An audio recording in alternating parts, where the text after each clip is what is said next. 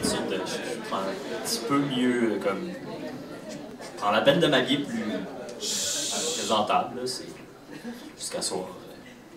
Ça me tentait pas de faire l'équivalent. Ben, j'avais pas le temps de faire l'équivalent de genre masculin de chicks. J'avais pas mon beau linge. C'est cute pareil! Donc on fait ce qu'on peut avec ce qu'on a. Ah ouais, go! Sur le précipice assis, les pieds balançant sans vertige étrangement, l'air trop stagnant se prélasse sans risque de tomber. Si petites sont les silhouettes d'en bas, si lointaines et silencieuses, et pourtant ne parlent-elles pas. Les soins et confidences en intimité se tiennent à distance de sécurité. Si je tente un saut, même intimidé, c'est sur une étendue de sable que mes pieds se posent, troublés. Je suis un désert. La falaise évanouie n'est plus visible et l'horizon s'étire sans fin de tous les côtés. Il ne s'élève comme son que le crissement des grains infimes grattant, fuyant sous mes pieds. Le soleil asphyxie, la soif tenaille l'essence et les nuits si froides.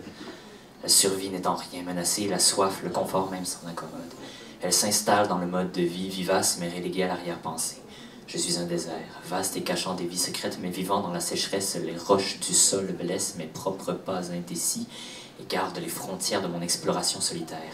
Si la terre aux limites de cet espace est riche et remplie, une forêt s'y trouve tout de même dépourvue de pluie, et dans les branches des grands conifères, les corbeaux s'assemblent à nouveau au-dessus de la bête esselée.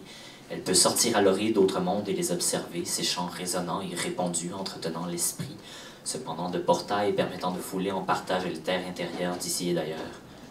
Je suis un désert. Arrose-moi, la prose moisie qui s'enlise dans la vase sèche laisse passer les vers sclérosés par les mots prononcés, la bouche pâteuse. J'implore que vienne la pluie. La soif, le confort même s'en accommode, et le vivre et survivre n'étant rien assiégé, peut sans peine pour se poursuivre.